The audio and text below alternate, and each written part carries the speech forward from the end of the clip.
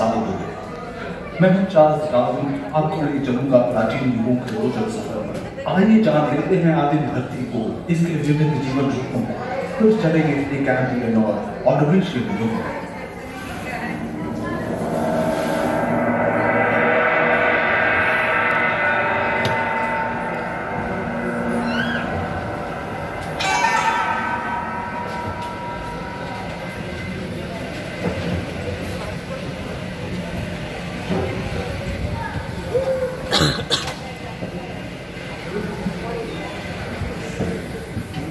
कहते हैं कि 460 करोड़ वर्ष पहले प्रचंड धूल के बवंडर से हमारे सौर जगत का जन्म हुआ।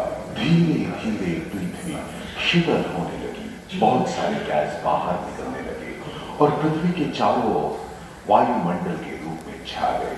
इन गैसों ने बिजली की कड़क और बादलों की गरज से मिलकर एमाइनो एसिड का निर्माण किया।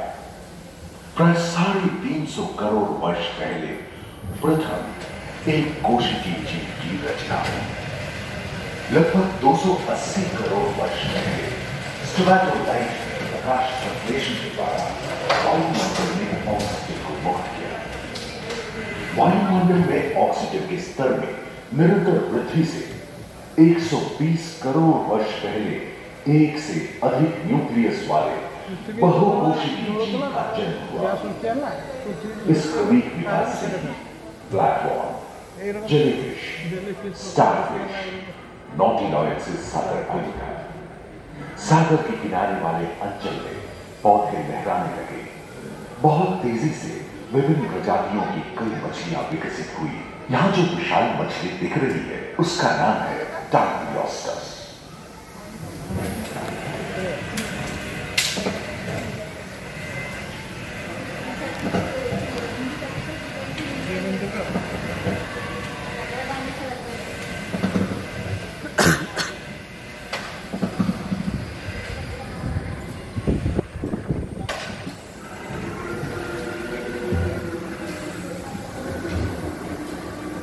लगभग 35 करोड़ वर्ष पहले धरती पर पेड़ पौधों का जन्म हुआ, जो बढ़ते गए और घने जंगलों में बदल गए। घून, मकड़े, आदिम पंखहीन पतंग एवं एक्टिनोस्टेगा जैसे उभयचर प्राणियों का आविर्भाव हुआ। सरीसृप जैसे स्तनपायी डायमेट्रोडॉन प्रकट हुए, जिसकी पीठ पर नौका के पाल की तरह एक अंग था, जो ताप को नियंत्रित रखने में मदद करता था। सरीसृप की तरह ही एक अन्य स्तनपायी प्राणी साइनोनेटस इन दिनों काफी प्रभावशाली हो उठा था। इसकी विशेषताएं कुत्ते से बहुत मिलती थी।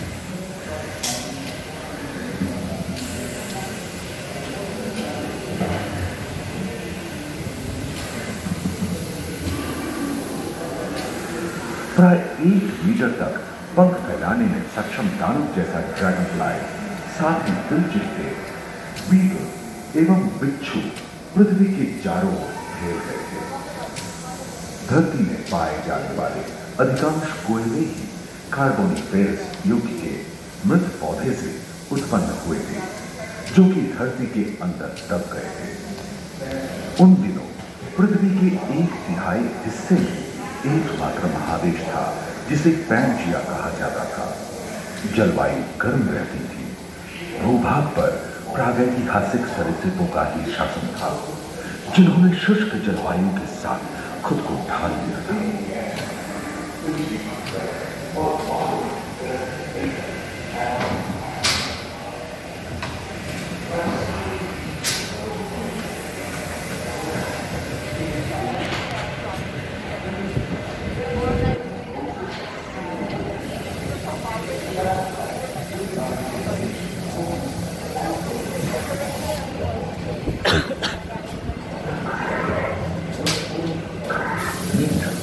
कछुओं और मगरमच्छों का जन्म लगभग 22 करोड़ वर्ष पहले इस धरती पर हुआ था। प्रथम स्तनपायी जीव मेगालोस्टोरम चूहे जैसे आकार का था। प्राचीन संस्कृत समाप्त हो गए और उनकी जगह डायनासोर ने शामिल था। ये घटना प्राय 20 करोड़ वर्ष डायनासोर विभिन्न आकार एवं मांग के और धरती के कोटि-कोटि फैले एवं जलवायु के अनुकूल खुद को इनमें से कुछ तो गिलहरी की तरह हल्के फुल्के थे और कुछ 15 पूर्ण वयस्क हाथियों जितने भारी थे।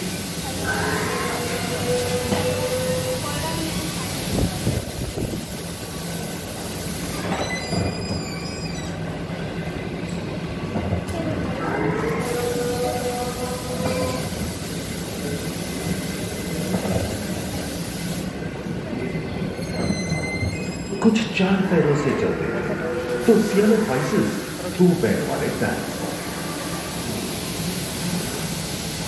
ब्रेकियोसॉरस की लंबाई प्राय 23 मीटर थी, जो कि एक टेनिस कोर्ट की लंबाई जितनी थी, और इनका वजन 75 टन था।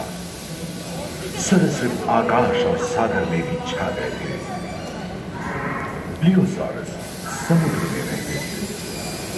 सबसे प्राचीन उड़न सरीसृप यूडीमोर्फोडॉन हवा में होते थे। इन्हीं दिनों प्रथम पक्षी आर्कियोप्टेरॉप्स का उदय हुआ।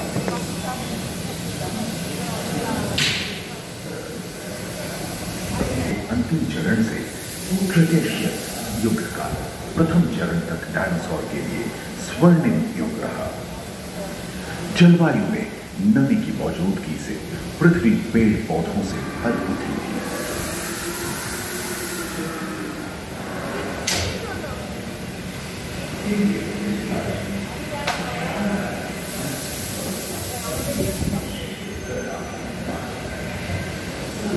पैंजिया महादेश खंडित होने के कारण भारत एशिया की ओर खिसकने लगा था।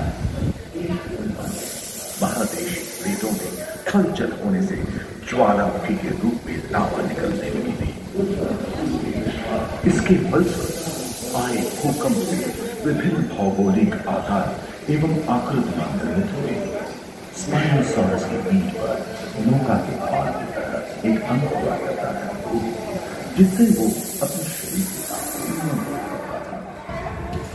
वेलोसिराप्टर, गैलीमाइनस एवं ओविराप्टर जैसे छोटे डायनासोर को ओलिंपिक के तेज धावकों की तरह दौड़ सकते थे। पैरासाउरोलॉपस और कोरिथोसॉरस के स्तर पर गलती होती थी। करीबन 5 मीटर लंबे पंख वाले टेरोनोडोन उड़ने एवं फिसलने में माहिर थे।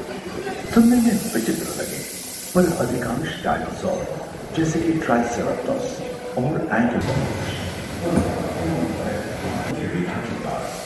आबहवा उष्णता बनी रही, परंतु नदियां सूखने लगी थी एवं जंगल कम होने लगे थे।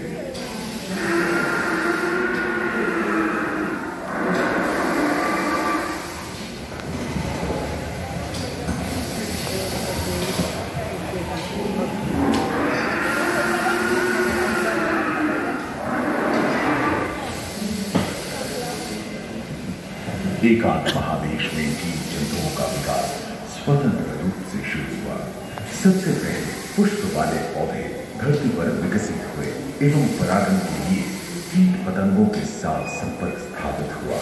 वे तेजी से धरती पर बढ़ने लगे। इसी समय पहली बार धरती पर सांपों का जन्म हुआ।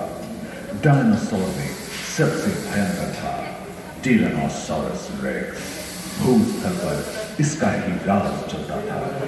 यह प्राय 12 मीटर लंबा, यानी 2 मंजिला मकान के आकार का था।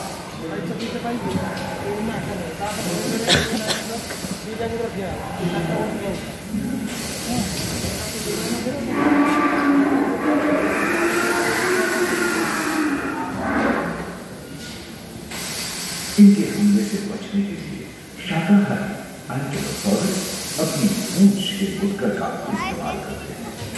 सभी डायनासोर प्राय 6 करोड़ वर्ष पहले के विलुप्त हो चुके थे। आखिर में एक अनुमान के अनुसार एक बहुत बड़ी भूमिका पृथ्वी से जा रही है, जिसके फलस्वरूप उत्पन्न धूल के विशाल मेघ में हजारों वर्षों तक सूरज की किरणों को धरती पर विशाल कार्यक्रम पर्याप्त आहार और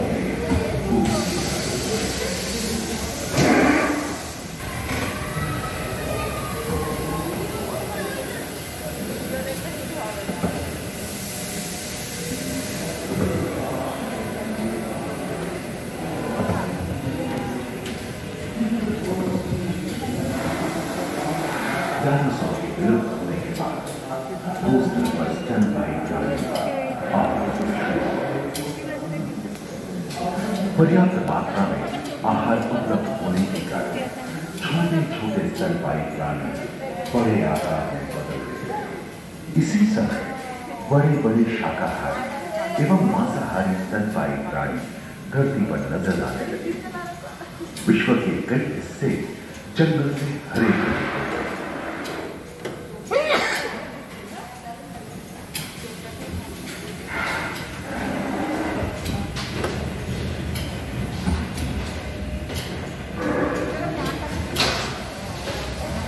हाथी के पूर्वज डायनोथेरियम और घोड़े के पूर्वज यूहिपस की उत्पत्ति हुई, जो आज के हाथी और घोड़े में रूपांतरित हुए। लेकिन टर्सियस जैसे प्राइमेट भी इसी युग में पैदा हुए। खोखले अस्थियों वाले आज के दिनों के पक्षी इन्हें मिलते थे। पैराट्राना जैसे बड़े एवं उर्मी अक्षम पक्षी उन जगहों में रहते थे जहां मांसाहारी बड़े स्तनपायी प्राणी नहीं मिलते थे। एक एवं बंदरों का जन्म लगभग 1 करोड़ वर्ष पहले हुआ था। इस समय ही आदि मनुष्यों का आविर्भाव हुआ। जलवायु में शीतलता। पृथ्वी के लंबे इतिहास में झांके तो ऐसे कई मौके रहे हैं जब उत्तरी गोलार्ध के अधिकांश हिस्से बर्फ की चादरों से ढक गए थे, जो आइस एज के नाम से जाना जाता है। हम आज ऐसे ही एक आइस एज में रह रहे हैं जो 20 लाख वर्ष पहले शुरू हुआ था। रोएदार गैंडे, रोएदार स्तनपायी और कस्तूरी गायों ने अपने शरीर के रोमों की सहायता से शीतल जलवायु के साथ तालमेल बैठा लिया था। पुष्ट गुंबद आकार के खोलनुमा ग्लाइकोडोन जैसे विशाल आर्madillo भी उन दिनों मौजूद थे। सिल्वर टूथ वाले बाघ और विशाल सिंह वाले हिरण जंगल में शान से विचरण करते थे। संभवतः सामने के दांत से मांस को चीरने फाड़ने में हुई अड़चन के कारण यह समय के साथ विलुप्त हो गए। वहीं दानव आकार के हिरण हिंसक जानवरों से बचने के लिए तेजी से नहीं भाग सकते थे। फलस्वरूप वे भी ओझल होते गए। इस समय से ही आधुनिक मानव का क्रमिक विकास शुरू हुआ और विशालकाय स्तनपायी प्राणी धीरे धीरे विलुप्त होने लगी।